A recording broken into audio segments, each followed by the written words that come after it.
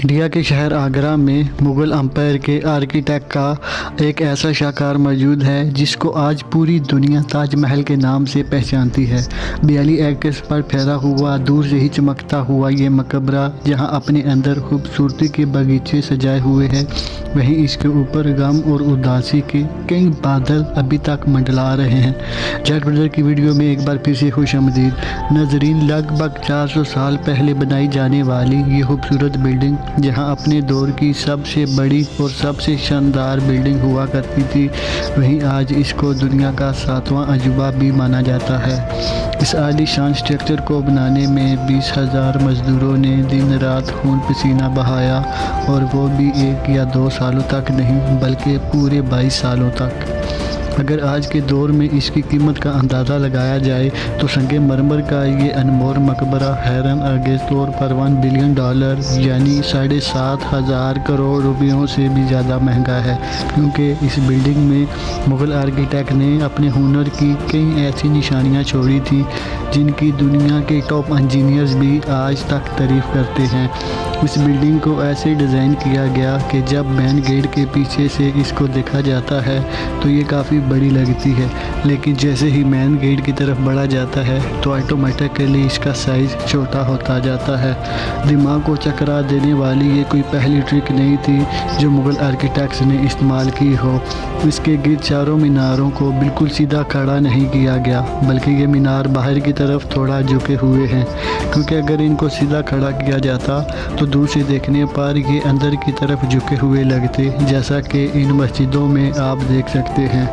इन मीनारों को बाहर की तरफ झुकाने का एक और रीज़न भी था, और वो ये था कि खतरनाक आतंकी की सूरत में अगर ये मीनार गिरें भी तो ये बाहर की तरफ गिरकर ताजमहल पर एक आंच भी ना आने दें। लेकिन आखिर माजरा क्या था कि इसको बनाने वाले किसी सूरत में इस पर एक खराश भी बर्दाश्त नहीं कर सकते थे। ताजमहल के वो कौन कौन से राज थे जिनको 400 साल पहले छुपाने की कोशिश की गई थी, और जब इस दौर में कंक्रीट या स्टील ही नहीं हुआ करता था तो आखिर इस आलीशान मकबरे और इस पर मौजूद 40 मीटर ऊंचे डोम को किस तरह बनाया गया, ये सब और इससे भी ज़्यादा आप जान सकेंगे आज की इस स्पेशल वीडियो में। नाज़रीन, ये मामला स्टार्ट हुआ था सन 1607 में, जब इंडिया और पाकिस्तान के इस खित्ते में मुग़ल एम्पायर का होल्ड हुआ करता था। इस दिन मुग़ल शहंशाह का सबसे छोटा बेटा शहाबुद्दीन मोहम्मद खुर्रम 15 साल का हो चुका था, और उसी की सेलिब्रेशन के लिए आगरा फोर्ट में एक आलीशान पार्टी रखी गई थी। खुर्रम मुग़ल शहंशाह को सबसे ज़्यादा अजीज़ था, इसी वजह से इसके हर जन्मदिन पर इसको हीरा जवाहरात और सोने से तोला जाता था, यानी जितना वज़न शहज़ादे खुर्रम का होता था उतना ही ख़जाना इसके नाम पर हुआ जाता था। लेकिन इस जन्मदिन पर कुछ और भी ख़ास होने वाला था। मुग़ल शहंशाह ने शहज़ादे खुर्रम की शादी अपने एक वकील की बेटी के साथ कर दी, जिसको मुमताज़ महल के नाम से जाना जाता है। मुमताज़ और खुर्रम को पहले ही दिन एक दूसरे से बेइंतहा मोहब्बत हो चुकी थी, और उस वक्त ये किसी को भी मालूम नहीं था कि इस मोहब्बत का बोलबाला हमेशा के लिए रहने वाला है। अगले 10 सालों तक शहज़ादे ने कई जंगें लड़ी और उनमें भरपूर कामयाबी भी हासिल की। इसी वजह से शहंशाह ने खुश होकर उनको शाहजहाँ के लक़ब से नवाजा, जिसका मतलब है दुनिया का बादशाह। शाहजहाँ की टोटल 6 बीवियाँ थी जो आगरा फोर्ट के हरम में ही रहती थी। इन 6 में से शाहजहाँ सबसे ज़्यादा मोहब्बत मुमताज़ से करते थे, और यही वजह थी कि उनका ज़्यादातर वक्त मुमताज़ महल के साथ ही गुजरता था। वक्त तेज़ी से गुजरता जा रहा था, और 4 सालों के बाद यानी 1621 में मुग़ल शहंशाह अचानक चल बसे। शाहजहाँ जो पहले ही मुग़ल एम्पायर में ख़ासा फेमस हो चुका था और जो शहंशाह का चहेता बेटा भी था, 1628 में यानी बाप की मौत के 7 सालों बाद उसने शहंशाह की गद्दी संभाल ली। पूरी मुग़लिया सल्तनत अपने नए शहंशाह से बेहद खुश नज़र आती थी। ये वो पीरियड था जब मुग़ल एम्पायर अपने पूरे अरूज पर थी, यानी पूरे इंडिया पाकिस्तान के साथ साथ अफ़गानिस्तान के भी कई हिस्सों में मुग़लिया सल्तनत का राज हुआ करता था। सारे फैसले शाहजहाँ खुद करता था, जबकि मुमताज़ महल पीछे रहकर शाहजहाँ को मशवरे दिया करती थी। لیکن کسی کو بھی اس بات کا علم نہیں تھا کہ یہ خوشیاں عن قریب ماتم میں بدلنے والی ہیں۔ گدی سنبھالے ابھی 1 ہی سال گزرا تھا کہ ایک بار پھر سے مغل امپائر کو دشمنوں کا سامنا کرنا پڑا۔ اگلے 2 سال جنگ چلتی رہی اور شاہ جہاں کو اس جنگ میں بھی بھرپور کامیابی نصیب ہوئی، لیکن شاہ جہاں اب بھی اس کامیابی کا جشن مناتے کہ ان کو ایک افسوسناک خبر سے آگاہ کیا گیا۔ ممتاز محل جو کہ شاہ جہاں کے 14ویں بچے کو جنم دے رہی تھی، اس کی حالت بگڑ گئی اور 17 جون سن 1631 کو وہ نہ چاہتے ہوئے بھی اس دنیا سے چل بسی۔ پوری مغلیہ سلطنت کا جشن دیکھتے ہی دیکھتے ماتم میں بدل گیا۔ یہ خبر جو شاہ جہاں پر آگ باندھ کر گری تھی، اس نے تو جیسے ان کی دنیا ہی ختم کر ڈالی۔ شاہ جہاں کی سب سے پہلی محبت اور ان کی عزیز بیوی ممتاز محل اس دنیا سے رخصت ہو چکی تھی۔ کہا جاتا ہے کہ اس غم کی پرچھائی نے شاہ جہاں کو کالے اندھیروں میں دھکیل دیا تھا۔ اگلے 8 دنوں تک انہوں نے کچھ نہیں کھایا اور اگلے 2 سالوں تک نہ کوئی موسیقی سنی اور نہ ہی پرفیوم لگایا۔ ممتاز محل نے مرنے سے پہلے ایک آخری خواہش کی تھی۔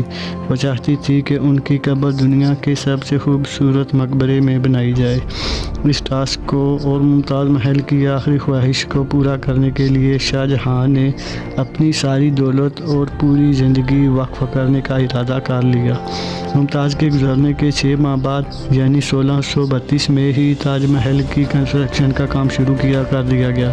قریب 20,000 سے بھی زیادہ مزدور، پتھر تراش اور کاریگروں کو پوری سلطنت سے اکٹھا کیا گیا۔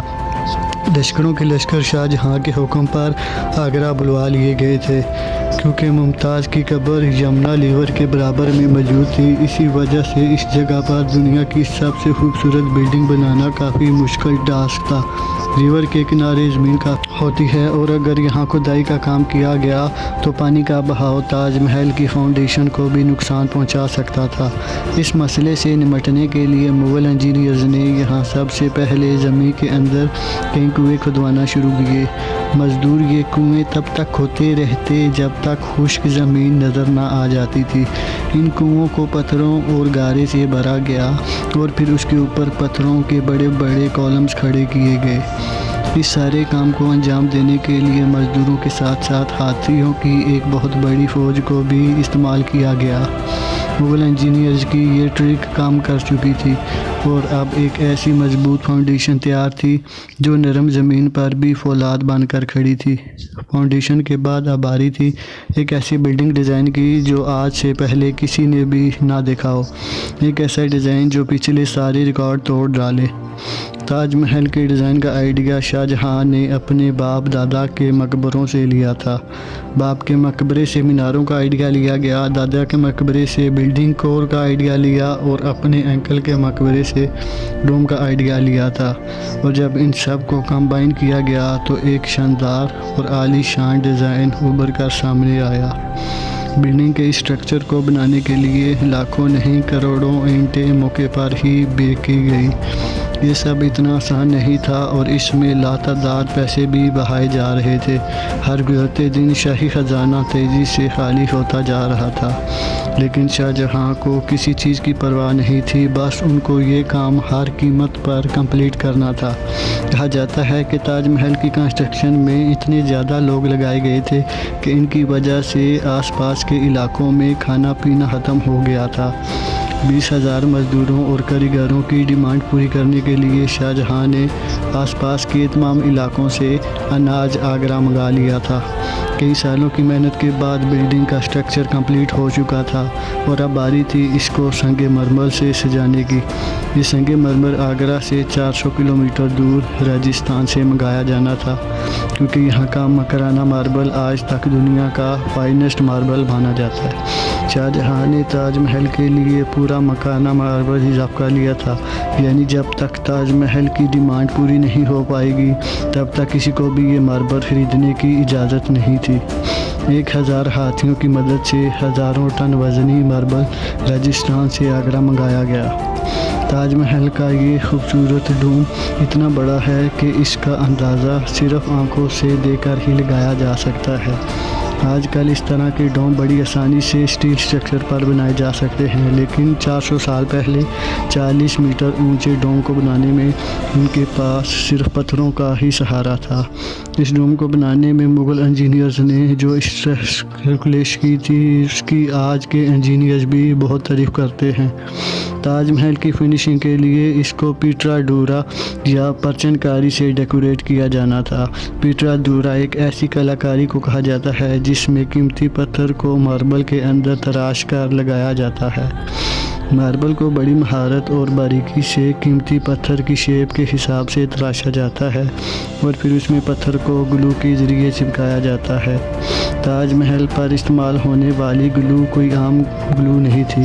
کافی ریسرچ اور لیبارٹری ٹیسٹ کے بعد معلوم پڑا کہ یہ گلو شیرہ، لیمن جوس اور سنگ مرمر پاؤڈر کو ملا کر بنائی جاتی تھی۔ وہی سیم گلو آج بھی تاج محل کی رینوویشن کے لیے استعمال کی جاتی ہے۔ تاج محل کی خاص باتوں میں ایک بات یہ بھی ہے کہ یہ دن میں 4 مرتبہ اپنے رنگ بدلتا ہے۔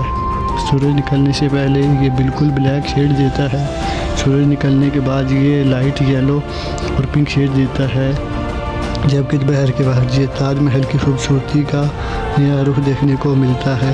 نیلے آسمان پر جیسے موتی چمک رہا ہو اور سن سیٹ کے وقت یہ پوری بلڈنگ گولڈن کلر کی دکھائی دیتی ہے۔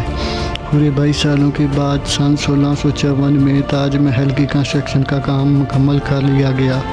شاہجہاں اپنی بیگم کی یاد میں دنیا کا سب سے خوبصورت مقبرہ بنانے میں کامیاب ہو چکا تھا۔ شاہجہاں نے اس عالیشان عمارت کا نام اپنی پسندیدہ بیوی کی یاد میں ہی رکھا۔ ممتاز محل سے اس کا نام تاج محل رکھ دیا گیا۔ ہر سال شاہجہاں ممتاز کی برسی پر یمنا ریور کے ذریعے تاج محل پر جایا کرتے تھے۔ یہ تاج محل کی ایسی انٹرسٹ تھی جس کو صرف شاہی خاندان کے لیے ہی بنایا گیا تھا۔ اس انٹرسٹ کی دیواروں پر دلکش نقاشی کا کام کیا گیا تھا جو شاید صرف شاہی آنکھوں کے دیکھنے کے لیے ہی کیا گیا تھا۔ شاہجہاں کا یہ مہنگا ترین پروجیکٹ کمپلیٹ تو ہو چکا تھا، لیکن اس نے مغلیہ سلطنت کو تباہی کے کنارے لا کھڑا کیا۔ 4 سالوں کے بعد یعنی 1658 میں شاہجہاں اور ممتاز کے اپنے ہی بیٹے نے شاہی تخت الٹ دیا اور خود مغل امپائر کا شہنشاہ بن گیا۔ شاہجہاں جو پچھلے 30 سالوں سے اس تخت پر راج کر رہے تھے، اس کو قیدی بنا کر آگرہ فورٹ میں ہی بند کر دیا گیا۔ صرف ایک فیسلٹی ایسی تھی جو شاہجہاں کو دی گئی اور وہ یہ تھی کہ جس کمرے میں اس کو بند کیا گیا تھا اس کی کھڑکی سے وہ تاج محل کو دیکھ سکتے تھے۔ 8 سال قید میں رہنے کے بعد 74 ایئرز کی ایج میں شاہجہاں بھی اس دنیا کو الوداع کر گئے۔ شاہجہاں کا اب ممتاز سے دوبارہ ملنے کا وقت آ چکا تھا اور ان کو تاج محل میں ہی دفن کر دیا گیا۔ امید ہے جٹ پروجیکٹ کی ویڈیو بھی آپ بھرپور لائک اور شیئر کریں گے۔ آپ لوگوں کے پیار بڑے کمنٹس کا بے حد شکریہ۔ ملتے ہیں اگلی شاندار ویڈیو میں۔ اللہ حافظ۔